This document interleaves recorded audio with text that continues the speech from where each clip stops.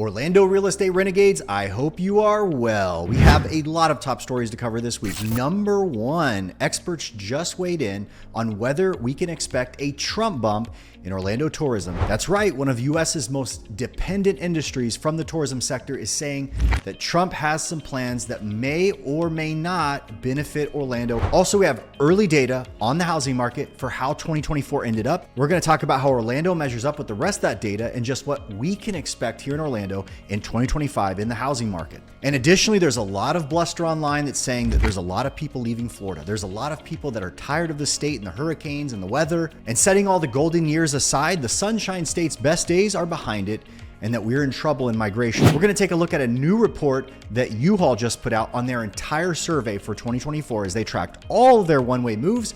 We're going to talk about the states that are ahead and the ones that are struggling and see if the rumors are true about Orlando and the rest of Florida. Lastly, we're going to cover some exciting developments. Some new businesses are coming to Orlando that you're going to want to know about. And if you appreciate all this, do me a favor, smash the thumbs up and consider subscribing to the channel so you don't miss any of these exciting updates. Let's get into the news. Fresh news out of the Calculated Risk newsletter. Look at this, 1.73 million total housing completions in 2024. Now listen to this. This represents an increase over prior year of 12.5%. That is the largest increase in completed units going back to 2006. Now, what are the completed units? This is single family homes, this is condos and townhomes, and multifamily. But where did the mix come from? Take a look. The Housing Start report last week indicated 1.02 million. So just over 1 million. That's the net, by the way, between any single family homes that are demolished. So that is the net average. And keep in mind, there's a lot of older homes that go away. The single family home number is up 2.2% from last year, which was under a million. Then there were 16,000 completed units of duplex to quad, so 2 to 4 unit buildings. There were nearly 591,000 of 5+ unit buildings. Obviously, there is a massive expansion. Take a look at the graph here, okay? So again, this represents the largest number going back to 2006 in a single year of completions. Look at the red line. So everything down here is all the single family. You can see that it's largely flat in the single family sector, and all of the growth that you're seeing to punch this new record is coming from where? Multifamily, apartments. By the way, this is the same contributor to the rental data that we keep bringing up. Every time we bring up the rental data, you're noticing month after month, it says that rents are slipping a little. And when I say a little, I'm saying numbers that over a 2-year span of constant declines, it adds up to a very small amount. You're like, Jared, these are not really rent drops. It's just kind of really flat. Ultimately, what's keeping the rents down is the massive new release of apartments. So that's what you see happening right here. Next, here's a third look at the end of 2024. How did Orlando do against the rest of the market? Now listen to this. To give you a recap so you understand what you're looking at, 2023, the year prior to the year we just came out of, was an abysmal sell-off. It was one of the lowest sell-offs in around 27 years. Very low closing numbers. So essentially, we're looking at the data and we're anticipating some growth. But let's look at what we expect to see. The National Association of Realtors is already releasing data and we're kind of reading it as it comes out. The consensus is that on the seasonally adjusted rate, there's going to be 4.2 million closings. That's up from 4.1 the month prior. We're ending the year, what we expect is going to be around 4.2 million. Now keep in mind, we ended the year prior at 3.8 million. So as the data comes out over the next couple of weeks, which is going to be finalized by the Realtors Board, it looks like there's going to be a slight increase in the amount of homes that were closed in 2024. Next chart I want to show you is months of supply. Months of supply is the best measure of movement of any market. It's simply put, if you stop listing homes today based on how fast they've been selling in the months prior, how long would it take you to sell off all the homes in the market? As you can imagine, if it takes several months to get through all the inventory that's sitting there, assuming you're not even listing new ones, and in an open market, more listings are coming, obviously. Keep in mind, the higher it goes, high months of supply means buyer strength, means buyers are demanding most of the terms in the market. There's a higher likelihood for prices being cut, and there's a higher likelihood that buyers are negotiating more favorable terms at the end when we go to closing. Now take a look at this. The top of this chart are the highest months of supply in the entire country. And keep in mind this too. The average across the entire US right now is around 3.7 to 3.9 months of supply. So that's kind of the median range for the entire marketplace in the US. But look at this. You have San Antonio at 6 months of supply. Okay, that's a very high number. Louisiana, 5.4 months of supply. Mid-Florida at 4.9 months of supply. Houston 4, Georgia 3.9. I'm going to show you some more data to point to this. Now, I know you just got struck by saying, Jared, that's mid-Florida. That's us. We're mid-Florida, aren't we? So mid-Florida, understand this, is an entire data set from Volusia County, Daytona Beach, Flagler, all the way down to like Sarasota area, okay? So this is a huge cross-section. If you've been watching my channel, you'll know that the Orlando Metro, okay, if you just pluck us out of that, our months of supply right now is around 3.8 months of supply, or 3.9. So you have to keep in mind with mid-Florida showing up at third on the list, we're including Volusia and we're including Tampa, and they've got some big numbers right now of inventory on the market. Now you can see some of the hotter markets on the list. Las Vegas is at 3 months, Colorado's 2.8, Portland, Charlotte, Grand Rapids, on down the line. Preserve your equity, list your home for just 3%. Call Jared Jones, local resident, top selling agent. Do not pay outdated models of commission. I've been warning you, don't do it. Things have changed. Call me today, save thousands. Make one call, that's all. List your home for just 3% and start packing. Now, the next chart I want to show you is the most recent data for active inventory through the end of 2024. Now, you're going to see this particular headline about Florida an awful lot. There's a lot of stories saying that there's supply of unsold homes are everywhere. The amount of homes in inventory are everywhere. It's skyrocketing. It's declining how many buyers are buying homes. So you're seeing a lot of that in the news. So let's take a look at where particularly our active inventory stacks up against the rest of the country. If you look at the bottom of the chart right here where my cursor is, you can see that the entire country is trending 22% above last year. So the entire country is over 20% on inventory. Let's just set that as our true north, okay? So 22%. If you're way over that, then obviously you're doing far worse than the rest of the country. If you're under that, you're indexing well ahead. Your market's hot. But let's point out a few markets as we go so we don't have to cover them all. But look at this. Atlanta is at 42% increase over last year. They went from 14,000 units to 20,000 units. This is fascinating to me because I can remember 18 months ago or 2 years ago, people would come into the comments of my other channel where I discuss market data for the entire state of Florida. They would say things like, oh, Atlanta's on fire. Like our houses are selling really fast. And the data was trending in their direction. It's obviously cycling away from them. Dallas Fort Worth is at 29%. Denver is at 38%. Interestingly enough, look at all of Colorado. Colorado is only 5% against last year. Denver's inventory is much higher than the state trend. Look at Las Vegas, up 37%. If you'll remember, you saw Las Vegas in the months of supply graph above, we just talked about it, that showed that Las Vegas had very low supply still. So even though they have an increase, this is still a low number for them. I would imagine that with the fires in California too, I'm talking to folks that are from California telling me, hey, there is going to be an increased migration back to Las Vegas. So in all likelihood, I imagine you're going to see this inventory sell off pretty rapidly. Look at mid-Florida, which by the way, mid-Florida is the entire MLS, including Flagler, Daytona, and obviously the Tampa side as well. 32%, again, higher than the trend of 22%, but that's not unexpected. Phoenix is plus 34%. Santa Clara is up 62.5%. But again, that's most likely very low numbers because I remember Santa Clara was also on months of supply as being one of the hottest markets in the country. Now, the next chart is new listings. How much supply is hitting the market? Is there a deluge in any of the markets? You can see that across the entire country, down here at the bottom, look at year of supply, all across the country, there was an increase in 7.6%, almost 8% more sellers listed their home across the US last month. You can see Atlanta, almost 24% year over year increase. Houston, up 17%. Las Vegas, up 18%. Mid-Florida, 15.4%, double the amount of the US trend in the mid-Florida MLS. So there are more sellers coming out of the Central Florida marketplace than there are trending across the United States. Hey, it's me interrupting myself. Need to buy or sell? Make one call, problem solved, and put 23 years of experience and nearly 4,000 satisfied home sales to work for you. Jared Jones is the way to go. Call 706-5000. Now, are homes selling? This is the closed sale chart. Are we seeing an anemic activity with these higher elevated interest rates? Obviously, affordability for buyers is a hot topic. It is becoming a serious barrier to entry. But look at what it says down here.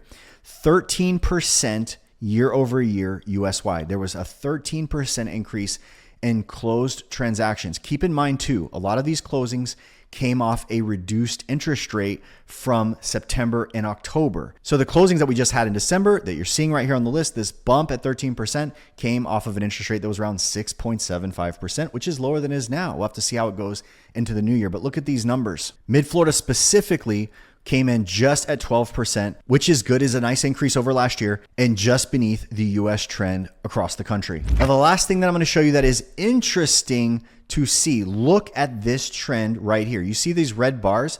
This is the sell-off, and this again is US wide for 2024. You notice how the growth against prior year has started to climb. You say, Jared, what's the big deal? It looks like it is stepping up. The big deal is that we have 3 months in a row of recent increase in seasonally adjusted sales month after month. This is the first time that has happened where you actually beat prior year going back to 2021.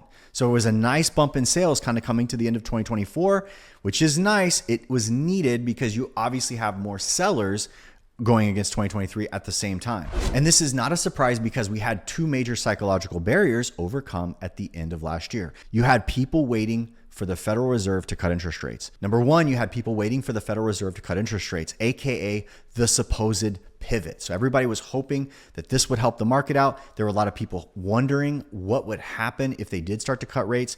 Now we've gone through that. The second major psychological barrier to home buying or home selling was the election cycle. And as soon as that happened, we saw a massive increase in sell-off. There's been a lot more activity through Orlando.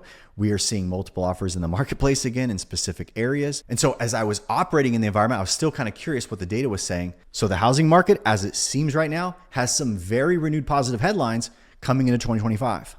Top story I want to cover on Florida and some highlights on how people are moving around the country this past year, because this is important. I will watch video after video and I will see a common theme. People will say things like, people are moving out of Florida in droves. People are tired of Florida and they're moving. By the way, this also appears in the comments. So let's just see how true this is according to one of the largest moving companies in terms of providing rental and supplies and equipment for people with one-way moves, because they analyzed over 2 million moves last year alone. Movers put this kind of data out all the time. We also have a different type of data from the census that also does the same thing. Again, this is measuring net migration, not total moves. This is the notion of if 100,000 people move out and 150,000 move in, you've got 50,000 more people. That is the ranking system. Let's look at some of the highlights from this report. Number one, California was 50th on the list. It was 50th on the list for 5 consecutive years. Further down, South Carolina climbed 3 spots in the rankings to unseat Texas, which is number 1 growth state for 3 consecutive years. By the way, Texas was number 1 from 2021 to 2023. Of all the U-Haul movers coming and going from the Palmetto State in 2024, more than 51.7% were arrivals. By the way, if you know why the Carolinas have been so popular lately, please share that in the comments. I want to hear from you because I'm curious what that is. Next, Texas has ranked among first or second in the U-Haul growth stage each year since 2016. Get this, Florida has been 4th or higher every year since 2015. And this, my friends, is why people say it over and over again in videos that people are leaving. Because they're expecting the opposite in these reports, and it's just not true. Look at this. New York is at number 47 on the list, and it's the lowest growth ranking for that state in 10 years. I find this interesting because I just saw a superstar named Ryan Serhant, who I believe had a Bravo show. He's very well known as far as a New York City broker. Nothing bad to say about him. He's an innovator, bright guy, excellent content creator. Said in an entire article how he is now predicting there is a massive move. I think this was somewhere middle end of 2024 that he would see a mass return migration towards the big cities, and particularly New York City. So far, that hasn't ring true. We'll see what 2025 brings. Now look at the biggest growers. Oklahoma, plus 30. Indiana, plus 19. Maine, plus 18. Biggest risers, the Midwest. Why? Affordability is what comes to mind for me, but if you got something else, tell me in the comments. Now, on the other hand, Colorado fell hard, negative 31, Nevada, negative 24, Wyoming, negative 22, and New Mexico, negative 21, biggest slides. Why? I know people are calling from Colorado quite a bit. Now, also, let me just show you the list so you have the visual on it. You can see, and by the way, I believe all 5 of these states, remember, U-Haul put this together as they ended 2024. The Census Bureau put out a totally different list on their net migration rankings. They're not an identical order, but all 5 on the growth list for U-Haul are the exact same 5 at the top of the census list. And they both reports were kind of given to us nearly on the same day as we arrive in 2025. Now, scanning the entire report, you can see some of those Midwest states in the middle. Let's look at the bottom 5 or 6. Louisiana, which, by the way, you'll remember Louisiana was at the top of the list for sluggish months of supply. So their market is seeing a high amount of inventory versus buyers for it. Illinois, so Chicago is still there. Pennsylvania, 46. New York landing 47, slipped from 43. By the way, the parenthesis shows you the position from prior year. New Jersey slipped 1. Massachusetts at the same spot, and California at the same spot. I will tell you, in Florida, you would say, Jared, who do you work with a lot? These are incredibly recognizable names, particularly from 45 to 50. The calls I get from these states are increasingly and incredibly common. People just calling us saying, I'm ready to move. I can work from home. I'm coming to the Sunshine State. I teased an article at the beginning talking about how analysts were hired from some of the major industries here in Orlando to get a read on how 2025 would either benefit or be hurt by a Trump administration. Let's see what the experts have to say about this. Now, at the outset, PFM Group Consulting has been instrumental in forecasting Orlando's attendance trend, highlighted in a December 18 article written by their CEO saying Trump administration's proposed tax policies, including over $2 trillion in tax cuts and extensions of TCJA reductions, may have mixed implications for the economy. This group, which was contacted by Visit Orlando and the Orange County Convention Center for developing certain reports, underscored the importance of municipal bonds in sustaining U.S. infrastructure. So as I read, again, there was not a lot of information in this report. They're saying on one hand, tax cuts may benefit the visitors of Orlando. On the other hand, tax cuts may make it harder for infrastructure access for those improvements, which we tend to need in a high growth area like Orlando, where there's constant increase in infrastructure needs. A couple more experts listed here. International Theme Park Services CEO Dennis Spiegel said projections for Universal Orlando's new theme park, Epic Universe, will range from 5 to 9 million visitors. Spiegel himself tempered his expectations, expecting 6 million theme park attendees for Epic Universe in their first year. Now, Mark Waltrip, someone who was recently in the news being shuffled at Westgate Resorts. He was the former chief operating officer there for a long time. Told Orlando Business Journal last month that he believes the Trump administration will bring positive impact to the hospitality industry. To what extent, he said, we don't know. A lot of it has to do with what happens in foreign markets.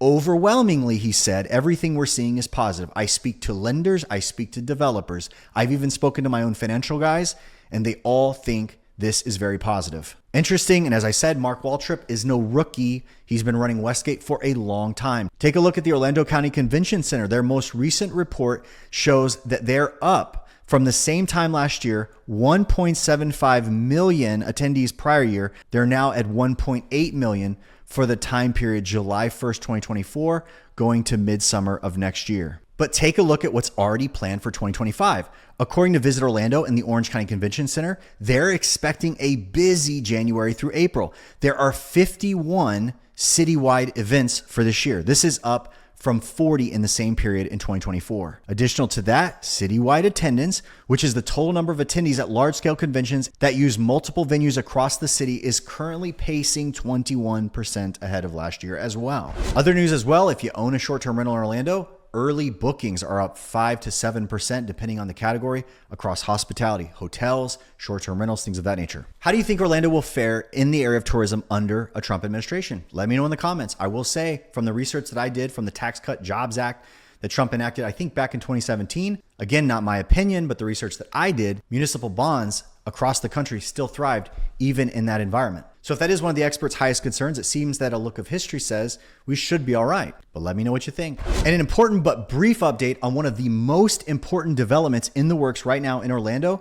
The Orlando Architectural Review Board signs off on Westcourt's design. And now Groundbreaking is cleared for this new project here in 2025. I will definitely be keeping you posted on this particular project. If you're unfamiliar, this is a massive undertaking just north of the Kia Center. It's going to be the future home of the Orlando Magic, featuring a 28-story mixed-use tower with luxury residences and amenities. Will also include the Kempton Hotel. It will have a Live Nation brand entertainment venue, retail space and restaurants, massive outdoor courtyard space. There's going to be a targeted groundbreaking finally in the spring of 2025 in the months ahead, and there's an expectation of this opening in 2027. What do you think about the topics at hand? Let me know. Let's continue the conversation in the comments. If you're in the Central Florida area and you're looking for a great church, I'd love for you to join me at the Grove Bible Chapel. Just visit joinmeatthegrove.com for full details. When the housing market feels complicated, you need an expert by your side to make it simple and easy. Make one call, that's all, and put my 23 years of experience and nearly 4,000 homes sold